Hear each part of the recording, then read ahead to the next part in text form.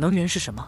我们的生活与能源息息相关，其中接触最多的就是电能，而发电也是需要消耗资源的。火力发电还是主流，既然是消耗资源，那么地球的资源也就有可能消耗殆尽。为什么我要聊这个？因为《幻塔》这款游戏围绕的就是能源来讲的，整个游戏都在向我们展示着能源的两面性。元能作为一种新的能源，它功能强大，但同时弊端也很大。为什么海加德明知道元能的弊端，还执意坚持使用元能呢？不只是因为元能很强大，还有就是爱达星的资源非常匮乏。有人说不是可以核能发电吗？但你有没有想过，如果没有这种化学元素，你要怎么发电呢？爱达星就是这样一颗星球，它和地球不同，爱达星实际上是一颗资源匮乏的星球。这里有两种答案，一种是爱达星本身就没有这些资源，它所蕴含的只有元能；还有一种答案是爱达星的资源都被古文明消耗殆尽，最后古文明使用的就是元能。游戏里也有油井和风力发电、太阳能发电，但这些都只能满足基础需求，一旦需要更强力的行动，元能依旧是首选。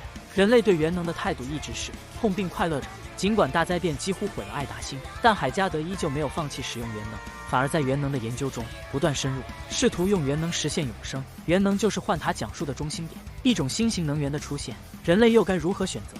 强大的功能令人流连，同时辐射的祸根性又令很多人厌恶，这也催生出爱达之子的组织。他们因为元能的出现而失去家园，失去了家人，所以他们痛恨元能。但末日下还有很多不一样的势力出现，掠夺者将它当为强有力的武器，猎狗帮则把它当作生存的依靠。想在末日下生存，没点实力是不行的。尽管人类在大灾变后修建了很多避难所，但最终存活下来的却寥寥无几。在这种坏境下，还有一些独特的势力。克拉瑞尔博士因为对海加德失望，自己独居于白金岛继续研究元能，同时也会接一些私活。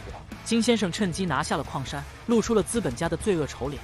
什么黑与白，对他来说眼里只有利益。以上这些就是幻塔的世界观构造。作为一款末日废土清科幻的题材，幻塔的世界并不光明，相反非常黑暗。里面 NPC 的经历充斥着痛苦和绝望。本来元能的弊端已经很成问题，但在末日下生存也没了保障，得不到庇护的人很容易就暴尸荒野，得到庇护的人依旧要面临掠夺者和猎狗帮、变异人袭击的危险。在这种背景下，很多人的思想已经扭曲，但不管世界多么黑暗，光明总会存在。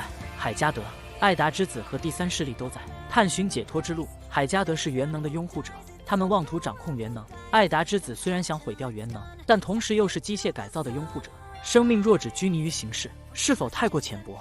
第三势力则是在夹缝中求生存，他们愿意使用元能，但同时又不想有副作用。这样的想法不出意外就是主角势力了。以这些矛盾为基础，就诞生出爱达星精彩纷呈的剧情了。从时间跨度上看，爱达星的故事不仅是地球殖民者的故事，也是探寻古文明为什么会消失。从空间纬度来看，幻塔要讲述的不仅是陆地发生的事，大灾变的影响也波及到海里和天空。这里让我好奇的是，为什么一达星都这样子，却没人考虑回地球呢？这里就不得不提现在的时空状态。按设定来说，现在爱达星的外面应该不是原来的时空了，而是时间乱流。但离奇的是，尽管处于时空乱流，马拉彗星却依然存在。有没有可能马拉彗星更像封印的核心呢？打破了封印，就有可能让艾达重回原来的时空。但这件事估计得等到探索完所有大陆。以上这些只是亚夏的设定描述，维拉则有着更精彩的世界观。本期就到这里了，关注小峰，带你体验不一样的幻塔。